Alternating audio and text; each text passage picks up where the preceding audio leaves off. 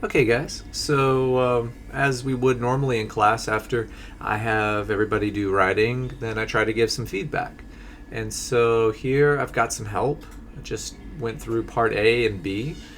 And here, let's start with things that could help you in both parts. So, this is a little different because we're typing instead of writing by hand.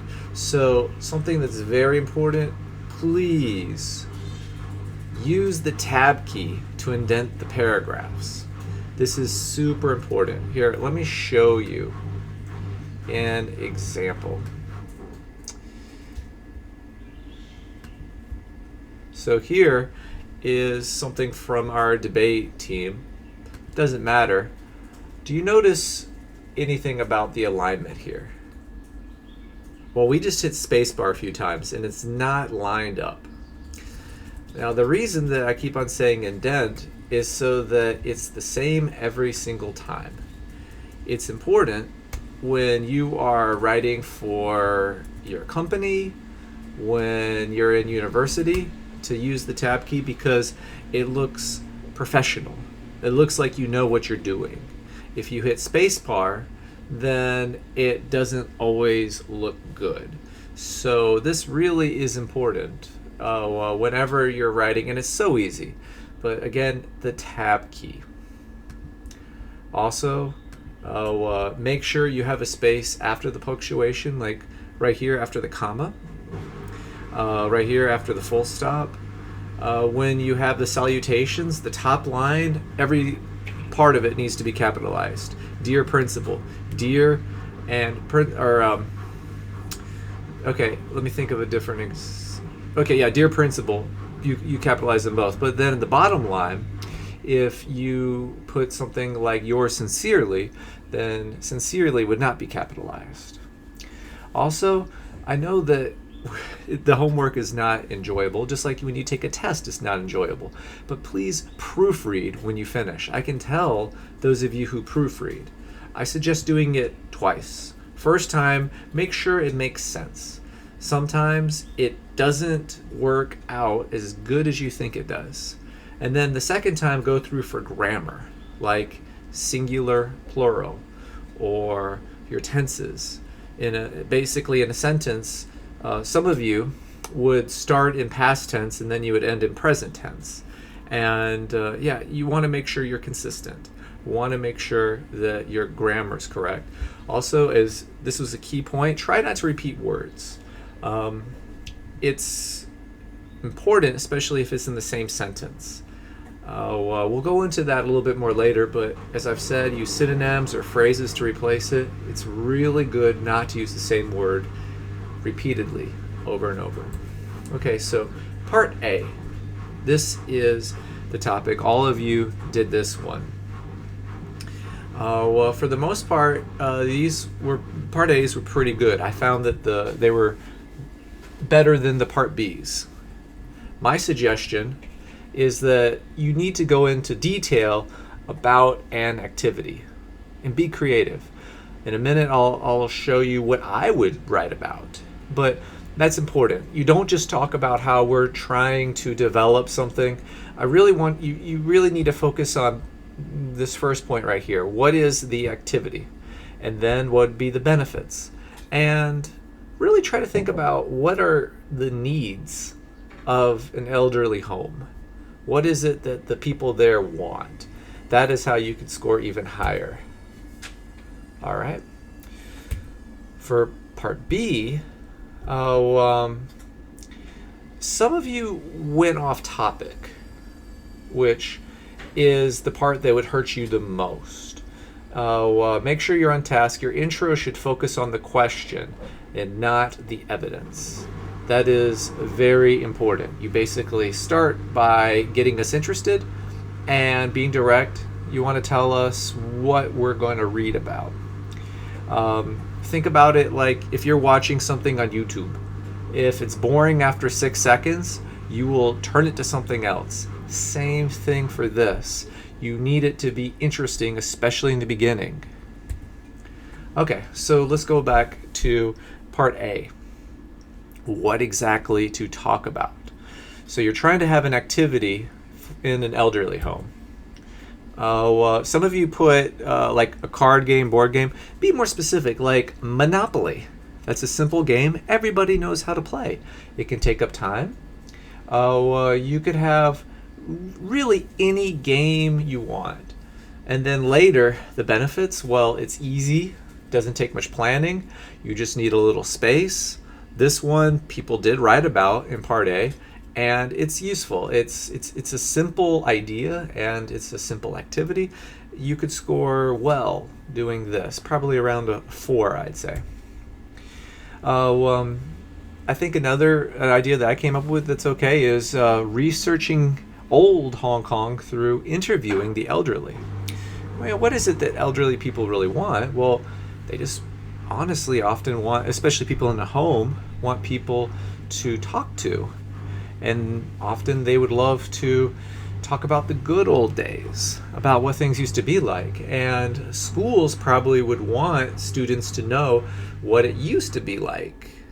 And this is how you can get a direct source, somebody who was living in Hong Kong a long time ago. So this is an activity that would be very good. Also, showing the elderly how to use modern technology like a phone or a computer, that would be something that could be really good. So now we go through the benefits. These are the 3 activities. For the first one, the benefits, well, it's easy, it's simple, doesn't take a lot of planning. You can just go and then you can leave. Very simple. So again, I think that you can score okay. The second one, I think it's going to be, the benefits would be more fulfilling. Students would learn about old Hong Kong.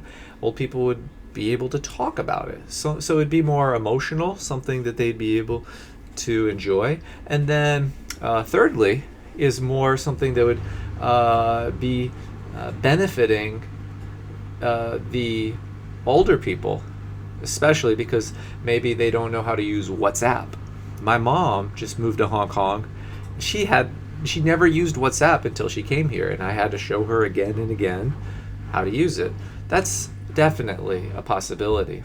But then also it would show you guys that the elderly don't think like us. It would give you more empathy, being able to understand them. So it'd be benefits in both ways. Just make sure your activity and your benefits are talking about the same thing. That's the most important thing. Oh, the other idea that I thought of was cooking. But in the end, I thought about scratching this because you would have a lot of work buying the food. Maybe people have different tastes. It could be dirty, hygiene problems. So I would scratch that. But whenever you do writing, you have to have a lot of ideas. You will scratch them out. So for me, I would either use my second or my third one. Probably my second one. I think that I would be able to do the best writing on. And then the other 3, I would just not do. So question 2. Maybe pause the video right now and think about it if you did not do this question. So this is from an Eminem song about taking opportunities. You've been inspired to share about your feelings on opportunities. You should talk about an opportunity you missed and one that you took. That is the important part, right here at the end. It's not the song. They do have the song in there, but the important thing is what's an opportunity that you missed and one that you took. The teacher, the grader, anybody reading it, we don't know if it's the truth or not. So it's easier if you talk about something that did happen to you. It will be easier. Or what you could do is talk about somebody else you know. You could create something new, but that's actually pretty hard to make up something completely new. So when I thought about it, first thing, don't focus on the song, especially the beginning part. You want to talk about opportunities, one you missed and one that you took. So this is for me. The first thing that came to my mind is I had a chance to study in Spain for a semester, for about 4 months when I was in university. But it didn't work out. I didn't do well enough in Spanish, so I wasn't able to go. But then what I was able to do later is go to Hangzhou. And oddly, they didn't care that I didn't speak Chinese. But the point is that I was able to take the opportunity. First I missed it because I didn't study hard enough. Hangzhou was different. I had to do different things to prove that I could go to China. But that would be something that I personally would talk about. Notice how they are similar. If you talk about two things, like how you learned, it would be better. If you talk about opposite, unrelated opportunities, it won't be as good. Here's one that I think anybody could talk about. That's just like for me, like I'm afraid to talk to a girl, but then I learn, and then later I'm not afraid to talk to girls. Or you can flip around, just you are afraid, you miss your opportunity to talk with somebody, but then later you take advantage of it. That would be an example. Another example for me is football, American football. I wanted to play, and I waited, and I said, next year. And then finally, my final year, I decided to do it, and I really enjoyed it. I was not the best player, but that's an opportunity I took. So these are the type of things that I would write about. You're probably different. I don't know. I think the second one, talking to somebody, is something we could all write about. This next one is really about creativity here. So you want to talk about this picture, a lion in a kitchen. So I think the first thing that comes to people's minds, a few people wrote this, was the lion escapes from a zoo. Yeah, you could definitely write a good article about this. Oops, so I'm blocking a little bit right there. To protect lions, people start having them as pets, starting when they're babies. So people would adopt a lion, trying to be good, let's say, as a little kitten, or a cub is what you would call a baby lion. But then they get bigger, but maybe it's actually still loving, like a cat would be. So that could work. Or a rich guy who wants to show off. One student kind of wrote this, and yeah, I thought that was a decent idea. I had a similar one, yeah. So this is all about creativity. Okay, question 4. Okay, again, if you did not do this, maybe take a minute, stop the video, and think what you would do. They have Shakespeare right here. The important thing is, your essay assignment from your drama teacher is to answer the question, is romantic love necessary for a happy marriage? If you can include Shakespeare in the middle of it, okay, great, but you don't need to have the quote. Just like earlier, you did not need to have the Eminem song. You definitely can. You might say, I was listening to the Eminem song, or I was reading a book about Shakespeare and it made me think. Those are fine. You could quote them. That's fine. But the most important thing is right here. Is romantic love necessary for a happy marriage? So it's a yes or no question. Both are fine. So I first thought about no, and my argument would be arranged marriages. That's going to be when two families agree for two people to get married. Maybe they never met each other beforehand. But it's true that when this happens, we have a lower divorce rate. Both sides tend to be happy. Other research shows that choice causes depression. And that's because people are thinking about what they're giving up. And this is all true, which is why romantic love might not be necessary. And then, yes, the argument is just life is so long, it would be super boring if you're not romantically interested in your partner. And that's a key aspect of love. Love is covering many things. Like it could be love for a basketball team, but it's different when you're living with somebody. And this is just one part of love that you need to have if you're going to last for many, many, many years.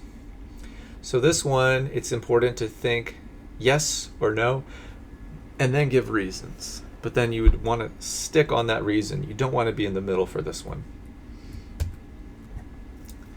All right. Go ahead and pause it and think about it if you did not do this one. But if you did, okay, let's go through it now. Okay, so the Hong Kong government thinks that egg tarts and mahjong should be protected. They're part of our culture. And we are talking about why, yes, they are worth protecting and how they can be protected. Okay, so you're talking about local Hong Kong culture, egg tarts and mahjong, and why they're good. Yes, of course, make sure you talk about these two things. I would probably talk about that at the beginning. The reason I would think is, Hong Kong, there's a lot of globalization here. McDonald's, for example. You are going to have pieces from all around the world coming here, so you need things that are unique to Hong Kong. Fish balls, food, just in general, dim sum would definitely be important traditional parts. But yeah, definitely egg tarts and mahjong. One thing about mahjong is if you're writing this, you should be careful because mahjong really is gambling. So you might have a reader who reads this and just thinks, what? Gambling is horrible. It's like smoking or drinking. We should not encourage it. So if you have a controversial topic, like for me, I'm American. So if I was to say guns, that's controversial. You should probably say why the other side should be respected. Yeah, that the side who disagrees with you, why they could be right, but actually you disagree because. It's very important in that sense if you're doing a controversial topic that you are polite. It's like if you were to talk about the protest in Hong Kong right now. You don't want to just say the other side is stupid. No, you want to say, I understand the other side is upset because, but they should consider this, and then why you're correct. That is important if you're doing a controversial issue. Very important. So this one was actually pretty hard. Okay, so right here, the important thing is, well, first of all, pause it and read it. Think about it if you did not do it before. So you are going to talk about why watching TV makes us smarter, and you want 3 reasons to support. This could be difficult because most people think TV makes us stupid. So you need to really think what would help us, and you want to give details here. You can't just say, I learned knowledge watching TV. You need more. Give specifics, like what show. Probably you could think of a TV show that you've seen or something you've learned. So first thing, like MasterChef. That is a popular show. It could be in any language. I think you have Chinese MasterChef, and it's helping us learn basics about cooking, which helps us eat healthier, save money. Thank you, TV. That is definitely making us smarter right there because we can learn about food. Learning languages.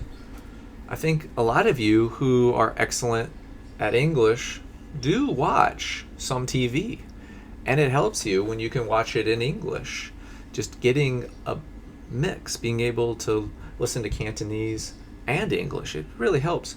So maybe, and it's interesting, maybe talk about a TV show that you really like. Any show you like, doesn't matter. It could be Game of Thrones if you want to. Any show you want, and that it can help you learn a foreign language, not your first language.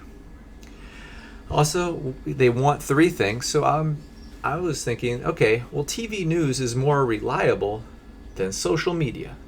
True, you can find lots of things on social media, but you're more likely to see fake news on social media because anybody can post. I could just make up something and post on social media right now, but I just made it up, as I said. If you have a TV station making it, usually there has to be some truth to it. It could have bias, but it's more likely to be somewhat truthful. So, and you would also have experts on who would talk about whatever the issue is. So these were my 3 ideas. Yours could be different. Okay, so this next one, again, pause, think about it, brainstorm if you have not done it already. It's talking about young people in Hong Kong who are not in school, don't have a job, not trying to get a job. They basically stay at home playing games or surfing the internet. So, first thing, why are more people doing this in Hong Kong, and how can we help them? It's important here if your solution will fix the problem. That is the most important thing. Your solution and problem need to go together. If you just say a random solution that could fix something that you did not say before, it's not well organized. So why is it rising? Well, the thing that came to my mind, these are the problems. It's very hard to get into university. Only 18% of people actually get in. Entry-level jobs, that would be jobs that you get when you first start. Like for me, I worked at a movie theater and I delivered pizzas. Most of them don't pay well, so why do it? And then in Hong Kong, it's normal to live with your parents after secondary school. It's normal to live with your parents until you're married. In America, that's different. You normally wouldn't. Now that's changing some. More people are staying at home, but just since you can stay with your parents, you have less need to have a job. Also maybe you could say don't know what they want to do. Don't know if you want to be doing this or that, and if you have no clear goal, you won't be working for anything. So these are the ideas that I thought of. And then ways to fix them. Well, I was thinking about my ideas. I'd probably do this first one, how it's hard to get into a university. If you get into a university, you study to be a doctor or a lawyer or engineer, you'll probably be a doctor, lawyer, engineer. Great. But what about all the rest of us? So I think free vocational training, like VTC, teaching you how to do basic jobs, like building, like working in construction, or anything that requires a skill basically you don't learn at school. So I think that should be free for people to get better jobs. That would solve this one. That would solve this problem, people not getting the training and the skills they need.